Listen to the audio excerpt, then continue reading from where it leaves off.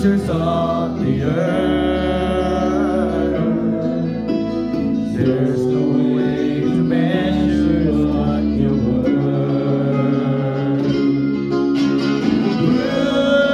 Crucified, laid behind a stone, you live to die, rejected and alone, like a rose, trouble and night,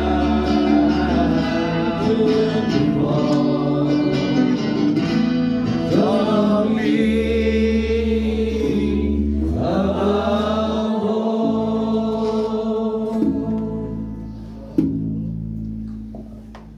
above all powers, above all kings, above all nature, beyond created things, above all wisdom and all the things of man.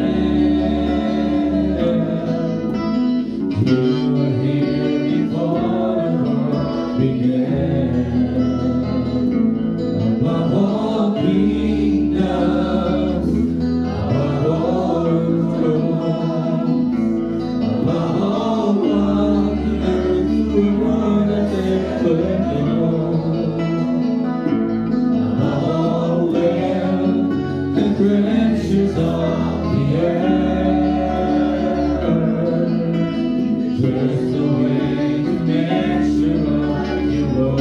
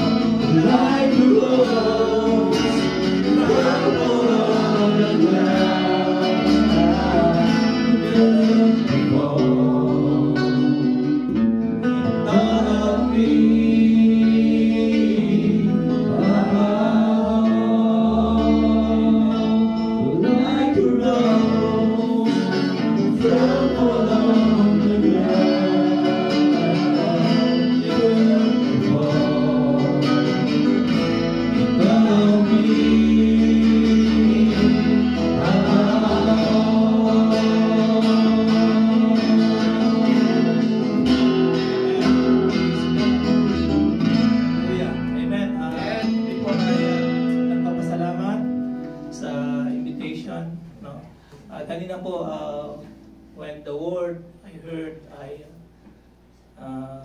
the point that I struck in my heart is, what is the purpose of God in your life? And then, nag-connect naman ta sa aming special number. Amen? Because it's the reason for this season is the Lord Jesus Christ, right? Amen. So, without the cross, we are nothing. Amen. So, Christmas is one of the, sabi nga, is joy to the world. Amen. So, the word celebrating because of the Lord Jesus Christ. But you know what is the most important thing that God did on the world is to crucify it. Amen. Because without crucifixion, we are nothing. We are going to hell. Amen. And then the greatest gift that God's given to us, amen, is called salvation. Whoever believes in Him should not perish but have eternal life. Amen. In Romans chapter 14 verse 17, for the kingdom of God is a matter of eating and drinking, right? Ito yung gagawin natin mamaya eh. But righteousness and peace and joy to the Holy Spirit. And joy to the Word because the Holy Spirit ang siyang kasama natin ngayon. Amen? Not the spirit of Christmas because there is a Spirit of God. Amen? So Christmas is past. Kaya nga some believers are arguing, did we celebrating the Christmas? Why? It's past, right? But the spirit of Christmas we are celebrating. Amen. Not the actual, not the date, no, hindi po yung date eh. Holiday, December 25 eh. Ngayon, December 20 pa lang. Diba? We are celebrating, advance tayo. But Christmas is every day, no? Not is a matter of the date, no? It's a matter of how you believe that God is, nagkatawang tao to give His life for us. And that is our special number. That's why, yesterday, on the spot yun eh, ano bang special number ninyo? So I said to Brother Jacob, because this is my favorite song, by the way. Okay, when I sing this song, the worship start and began in my life. And begin to worship God in this song in my life. So pag sinisimulan ko ang kantang ito, talagang in my prayer room, may talagang tatagtag ng luha at sipon. Why? Because what do you call this one? I treasure, no, what Jesus did on the cross in my life. Because without the cross, for me, no, I'm nothing. Amen. Everything that I gain, everything that I achieve, no, is nothing without the cross. Nakikita niyo ako nagpe-preach, sa bagay hindi niyo nakita kasi you are not my member. But sa lahat ng mga ginagawa ko since I am born again, all things that I did in the front of everybody is nothing. Amen. Without the cross. Amen. Kaya ganun ko po kamahal, no, yung cross. Kaya yung itong kantang ito, talagang it's like in my heart. In every kinakanta ito, talagang gumuguhit sa puso ko yung ginawa ng Panginoon sa krus ng Kalbaryo. Because sinahambing ko yung sarili ko doon sa yung last part na crucified and laid behind the stone. Ano yung kasunod?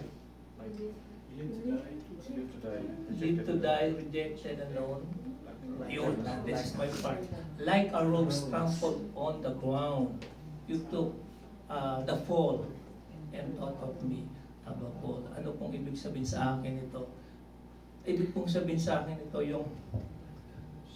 yung bang katulad ng isang bulaklak, no, na tinapakan, no, talagang naduro, o para lang. Ibig sabihin, yung nandun na siya sa krus ng Kalbaryo, iniisip ka pa niya kung paano ka maliligtas. Amen. In fact, He have a power and authority na bumaba doon sa krus. I-reject yung sinabi ni Pilato sa kanya. Hindi mo ba alam na nasa aking kamay ang iyong kaligtasan? No, pasalamat ka. Even He is condemned, no, without sin, ay nandun siya nagsasalita with dignity, na wala ka dyan sa upuan mo without the authority na ibinigay sa iyo. Amen. Ipapako na lang siya sa krus, but nagkakaroon pa rin siya ng salita na mayroong authority, autoridad o kapangyarihan. Why? Because alam niya ang purpose ng kanyang buhay. And that is the point for today. You know your purpose. Bakit ka nag-i-exist sa mundo? And your purpose and our purpose is Romans chapter 12 verse 1. I urge you, sabi ni Paul, to present your body as a living sacrifice. Amen. Holy and pleasing. Yun po yung pinaka-the best dun eh, sa word. Holy plus holy and pleasing to God. So, ibig sabihin, without the cross, we are nothing. Our work, our achievement is nothing to God. Amen? Without pleasing Him. And pleasing Him, in Hebrews chapter 11, verse 6, is faith. Faith, yung gumagalaw ka, hindi mo nakikita. Kahit na nasa trials ka, kahit na lubog ka sa kasalanan, ba't may pananampalataya ka pa rin bumalik sa Diyos? Sabi nga ang word, don't stop, never stop. Kahit na ikaw ay merong mabigat na kasalanan sa Diyos, pero darating ang panahon na you realize, maiisip mo that you are wrong and come to God. And God accepted you. Amen. Until you have breathed. Hanggat may hininga tayo, never stop to go to God, to praise and worship God. Yung act of worship natin sa Panginoon, sabi doon sa last part, diba? This is act of worship. Anong hinahanap ng Panginoon sa ating dalawa? Service and worship to God. Amen. Wala pong kabuluhan yung service mo without worship to God. Yung ibig ko pong sabihin, hindi mo ginagawa yung talento, galing mo because you are good, you are excellent. No. Ginagawa mo ito because you worshiping God. Amen. Amen. Yun po, baka mapahaba at salamat po sa lahat. Tapos kayo ba? Sige po, i-ano natin po yung offering.